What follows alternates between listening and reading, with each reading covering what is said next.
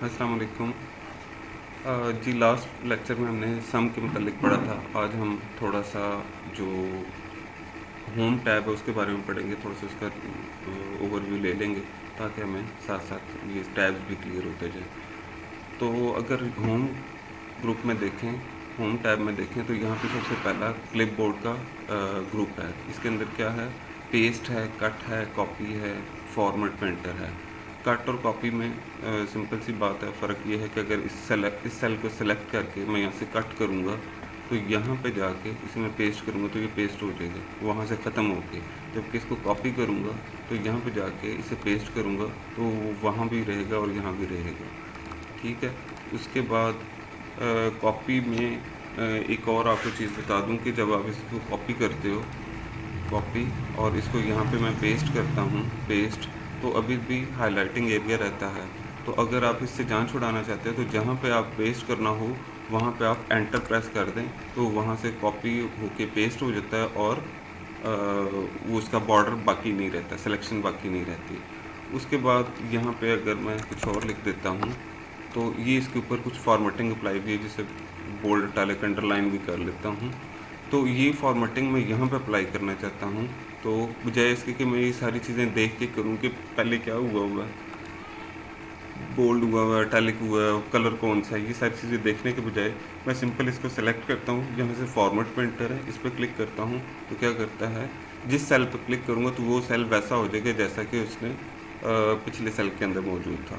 तो ये तो था क्लिपबोर्ड की जो मौजूद ऑप्शंस। यहाँ पे देखें तो यहाँ पे फ़ॉन्ट ग्रुप है। तो फ़ॉन्ट ग्रुप में क्या है, सबसे पहले यहाँ पे फ़ॉन्ट स्टाइल है। आप कोई सा भी फ़ॉन्ट स्टाइल यहाँ से दे सकते हो। एरियल दे देता हूँ, ठीक है। उसके बाद इसका फ़ॉन्ट का साइज़ है, कितना साइज़ होना चाहिए, कम ज़्यादा यहाँ से आप कर सकते हैं। और यहाँ पे आपके पास ये भी मौजूद है, यहाँ से भी आप साइज़ इंक्रीज़ और डिक्रीज़ कर सकते हो। फिर यहाँ पे बोल्ड है, इटैलिक है और अंडरलाइन है, ठीक है जी। अंडरलाइन में डबल अंडरलाइन भी मौजूद है, ठीक है। अब इस सेल का अगर आप बॉर्डर देना चाहते हैं तो यहाँ से आप बॉर्डर दे सकते हैं। बॉटम बॉर्डर दे सकते हैं, सिर्फ नीचे बॉर्डर रहेगा। टॉप बॉर्डर देंगे तो ऊपर वाला बॉर्डर भी आ जाएगा। और इसी तरह लेफ़्ट, राइट और नो बॉर्डर। आप ऑल बॉर्डर करेंगे सारे को आ जाएगा, और थिक बॉर्डर करेंगे तो थिक बॉर्डर आ जाएगा, ठीक है। अब नॉर्मल बॉर्डर में और थिक बॉर्डर में फ़र्क आपको बता देता हूँ। ये नॉर्मल बॉर्डर है और यहाँ पे ये थिक बॉर्डर है, थोड़ा सा मोटा है, ठीक हो गया। इसमें फिर बॉर्डर के फिर मुख्तलिफ स्टाइल्स हैं, जिस तरह हमने वर्ड में पढ़ा था जिसमें ड्रा बॉर्डर हैं, बॉर्डर आप खुद से ड्रा कर सकते हो। फिर बॉर्डर के ग्रिड्स हैं, फिर रेज बॉर्डर है, लाइन का कलर आप सेट कर सकते हो, लाइन के स्टाइल आप सेट कर सकते हो। यहाँ से लाइन स्टाइल सेट हो जाएंगे और इसमें मोर बॉर्डर में जाके आप इसकी सारी सेटिंग यहाँ से भी आप कर सकते हो। से अब एक सेल जो आपने सेलेक्ट किया है उसके अंदर हम इस तरह का बॉर्डर लगाना चाहते हैं तो ये वाला आ जाएगा, ठीक है। अब किस किस साइड पे लगाना चाहते हैं, मैं चाहता हूँ टॉप पे लग जाए, राइट पे लग जाए और बॉटम पे लग जाए और इस साइड पे लग जाए, ठीक है। तो ये इसके आउटसाइड बॉर्डर जो है वो सेट हो गया। इसका कलर और वो सारा कुछ हम यहाँ से सेट कर लेते हैं। हम कहते हैं ये ब्लू कलर का हो जाए, ठीक है। तो इसको दोबारा एक दफ़ा क्लिक करना पड़ेगा ताकि ये ब्लू कलर का हो जाए। इस पर क्लिक करते हैं, ओके करते हैं, तो इस सेल के गिर्द वो वाला बॉर्डर आ गया जो हमने सेलेक्ट किया था। तो यहाँ से कलर भी आप सेट कर सकते हैं, बॉर्डर का पैटर्न भी सेट कर सकते हैं, सारा कुछ यहीं से सेट किया जा सकता है। इस सेल के अंदर कलर कौन सा हो वो आप यहाँ से सेट कर सकते हो, इन सारे कलर्स में से। अगर आपको इनमें से ना पसंद आए, कि ये मोस्ट रिसेंटली यूज्ड होते हैं, अगर आप नहीं फिल करना चाहते तो नो फिल कर दें। अगर आप कोई इन कलर्स में से कोई कलर नहीं पसंद आता तो फिर आप मोर कलर्स में जाके तो यहाँ से आप अपनी मर्ज़ी का कलर कोई सा भी जो भी आपको पसंद है वो कर सकते हैं। अगर यहाँ से भी ना पसंद आए फिर कस्टम में जाके जिस कलर टोन में आप जाना चाहते हैं, से मैं ग्रीन में जाना चाहता हूँ, यहाँ से ये मेरे पास न्यू कलर आ रहा है तो मैं इसको थोड़ा सा डार्क करना चाहता हूँ तो यहाँ से मैं डार्क करूँगा। तो यहाँ पे आप हर सूरत में अपनी मर्ज़ी का कलर आप बना सकते हो। मैं इसको ओके करता हूँ तो ये वाला कलर जो है वो इसके अंदर फिल हो गया। उसके बाद इसके अंदर एक और जो मैं आपको शॉर्टकट की बता देता हूँ, F4 की है। F4 की करने से क्या होता है कि जो लास्ट टाइम आपने काम किया वही काम रिपीट हो जाता है। अब मैंने इन सारों पे, इन दोनों पे मैंने यही कलर करना है तो लास्ट मैंने यही कलर किया था तो मैं F4 करता हूँ तो इन दोनों सेल्स के अंदर वही कलर आ गया। यहाँ पे क्लिक करके F4 करता हूँ तो यहाँ पे भी वही कलर आ गया।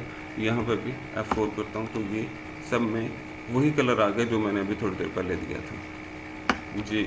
उसके बाद देखते हैं यहाँ पे फ़ॉन्ट का कलर है कि फ़ॉन्ट किस कलर का हो। तो यहाँ पे हम इस सेल को सेलेक्ट करते हैं, यहाँ से जिस कलर का फ़ॉन्ट देना चाहें उस कलर का फ़ॉन्ट भी दे सकते हैं। कलर में भी फ़ॉन्ट में भी उसी तरह के कलर सारे मौजूद हैं। उसके बाद यहाँ पे अगर हम सेल को थोड़ा सा बड़ा कर दें, यहाँ से थोड़ा सा ऐसे कर दें, तो ये हमारे पास सेल के अंदर जो टेक्स्ट की पोजीशन है, वैसे तो छोटा होता है सेल तो उसकी फिर पोजीशन का अंदाज़ा नहीं होता, वो सेंटर ही आएगा। लेकिन अगर आपकी सेल की रिक्वायरमेंट बड़ी हो कि एक सेल का जो साइज़ है वो बड़ा होना चाहिए, लेकिन उसके अंदर टेक्स्ट की पोजीशन आप सेट करना चाहते हो, तो यहाँ से आप सेट कर सकते हो। यहाँ पे क्या है, ये टॉप पे है, ये सेंटर में है और ये बॉटम में है। यहाँ पे इसकी अलाइनमेंट है लेफ़्ट, सेंटर और राइट, ठीक है। तो ये आप यहाँ से आप इसको सेट कर सकते हो कि सेंटर में करके लेफ़्ट अलाइन कर दें तो एग्जैक्ट सेंटर ऑफ, या सेंटर कर दें तो हॉरिजेंटली और वर्टिकली दोनों तरफ से ये सेंटर हो गया। तो ये सेल के अलाइनमेंट है कि सेल के अंदर जो टेक्स्ट है वो किस तरह का हो। उसके बाद यहाँ पे अगर आप देखें तो यहाँ पे आपके पास सेल की डायरेक्शन मौजूद है, सेल की ओरिएंटेशन। यहाँ पे आप क्लिक करेंगे तो आप इस स्टाइल में आप इसको लिख सकते हैं, आप इसको इस स्टाइल में लिख सकते हैं, आप इसको ऐसे लिख सकते हैं ऊपर से नीचे, और रोटेट ऐसे कर सकते हैं। इसी तरह आप इसको इस तरफ रोटेट कर सकते हैं। अगर आप इन सब में से आपको कुछ मतलब अपनी मर्ज़ी के मुताबिक नहीं आपके जो रोटेशन है वो हो रही, तो फॉर्मेट सेल अलाइनमेंट में चले जाएं। यहाँ पे आपके पास ये ऑप्शन मौजूद है, यहाँ से आप इसको जिस एंगल पे सेट करेंगे, से मैं अगर किसी ख़ास डिग्री पे 56 डिग्री पे सेट करना चाहता हूँ, ओके करूँगा तो टेक्स्ट आपका 56 डिग्री पे सेट हो जाएगा। सही हो गया। तो इसी तरह फिर आगे देखें तो यहाँ पे इंडेंटेशन है, इसे मैं भी नॉर्मल कर देता हूँ टेक्स्ट।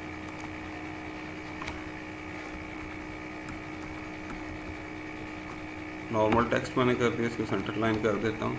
यहाँ पे देखें तो यहाँ पे इसके पास यहाँ पे इंक्रीज इंडेंट और डिक्रीज इंडेंट है, इसे लेफ़्ट लाइन किया हुआ है।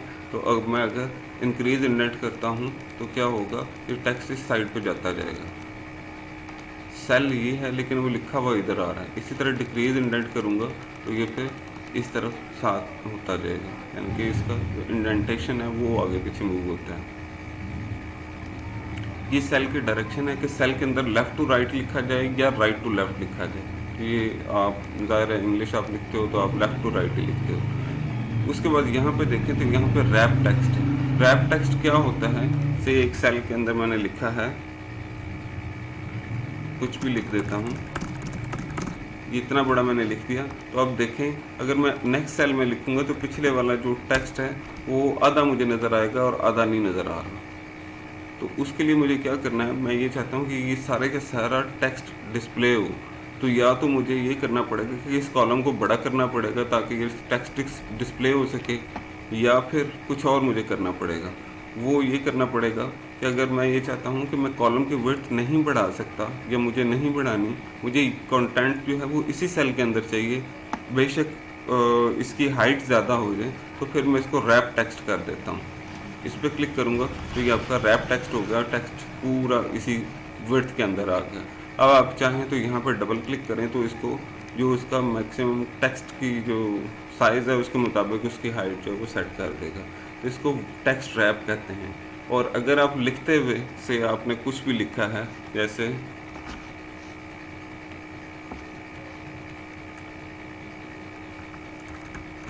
क्विक और ब्राउन आप नीचे लिखना चाहते हो तो आल्ट और एंटर कर दें। आल्ट और एंटर करेंगे तो इसी सेल के अंदर आप रहेंगे और इसको लिख देंगे। अगर आप आल्ट के साथ एंटर नहीं करेंगे तो फिर क्या होगा, से क्विक एंटर करता हूँ तो वो नीचे वाले सेल में आ जाता है। लेकिन अगर आप आल्ट एंटर करते हो तो फिर क्या होता है, वो उसी सेल के अंदर नीचे जो है वो एंटर हो जाता है। उसके बाद यहाँ पे देखें तो यहाँ पे मर्ज एंड सेंटर है, ठीक है। तो यहाँ पे अगर फर्ज करें मैं लिख देता हूँ नेम और मैं ये चाहता हूँ कि ये दोनों सेल एक जैसे हो जाए, एक सेल बन रहे हैं और नीचे ठीक है, तो मैं इसको मर्ज सेल कर देता हूँ। तो मर्ज एंड सेंटर, ये ऊपर वाला सेल एक सेल हो गया और इसके नीचे दो सेल हैं, इसको मर्ज सेल कहते हैं। ठीक है जी। इसी को अगर दोबारा आप ख़त्म करना चाहते हैं तो मर्ज सेल को ख़त्म करें तो ये सेल मर्ज ख़त्म हो जाता है। आज के लिए मेरे ख्याल है इतना लेक्चर काफ़ी है। आप इन सारी चीज़ों को एक एक दफ़ा रिवाइज़ करेंगे, जो चीज़ें जैसे मैंने की हैं बिल्कुल उसी तरह आप इन सारी चीज़ों को करेंगे। उसके बाद फिर हम नेक्स्ट लेक्चर की तरफ जाएंगे। अल्लाह हाफ़िज़।